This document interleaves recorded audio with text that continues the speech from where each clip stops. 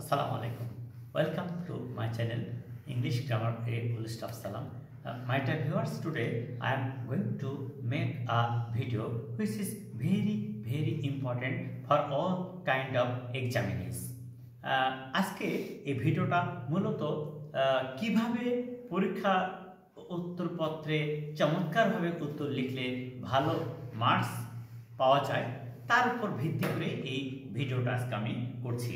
আমি আজকে প্রথমে যে কাজটা দেখাবো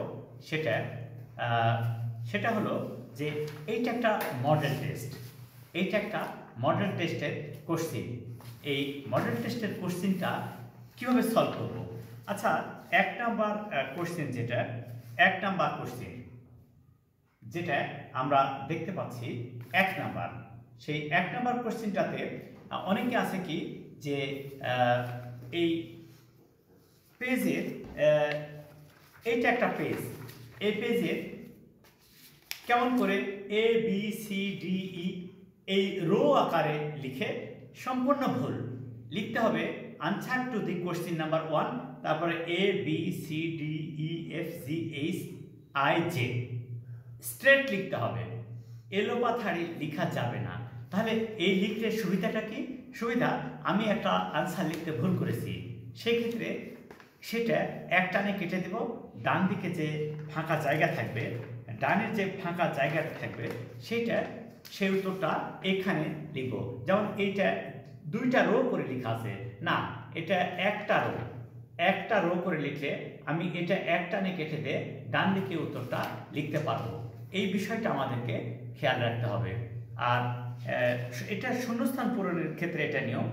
তারপরে যখন টেবিল থেকে সেন্টেন্স তৈরির কথা বলে তখন অনেকে না বুঝেই প্যাসেজ আকারে লেখার চেষ্টা করে।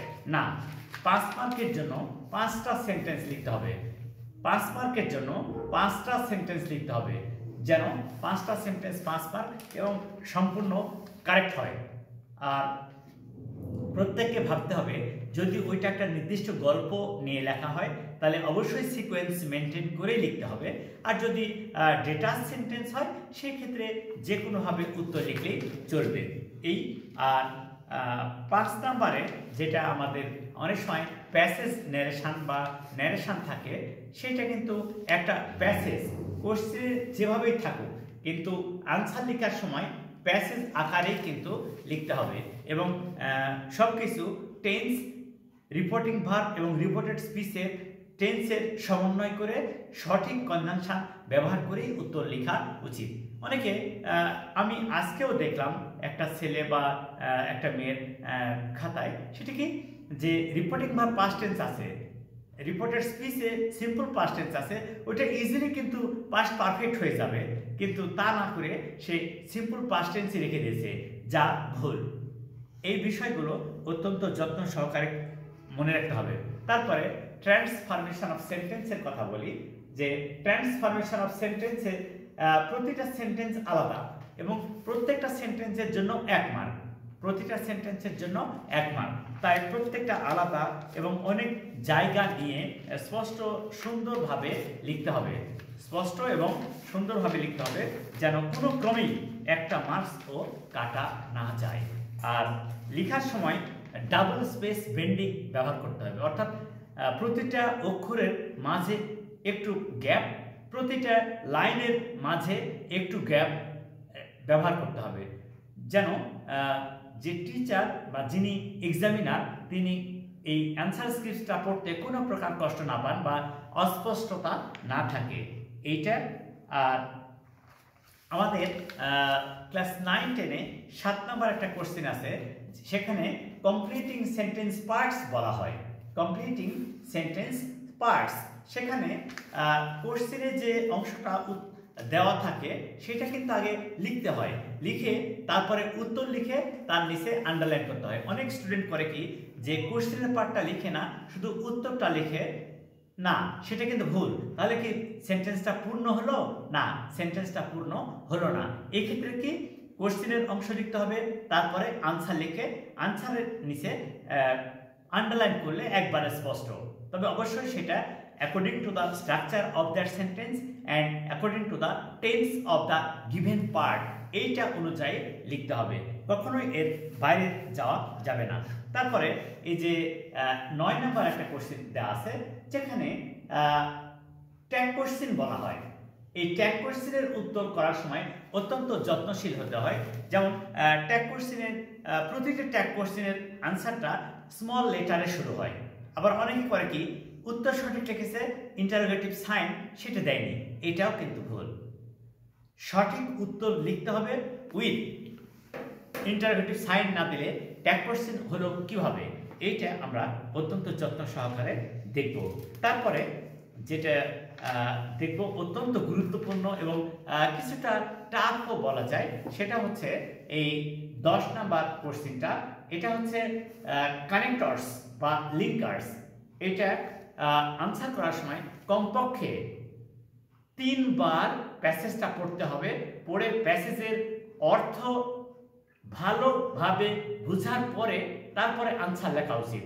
কারণ ওইটা কোনো অবশ্যই গ্রামাটিক্যাল ফাংশন আছে, কিন্তু প্যাসেজের অর্থের উপর 50% নির্ভর করে। অর্থ বুঝতে না পারলে উত্তর কারেক্ট হবে না।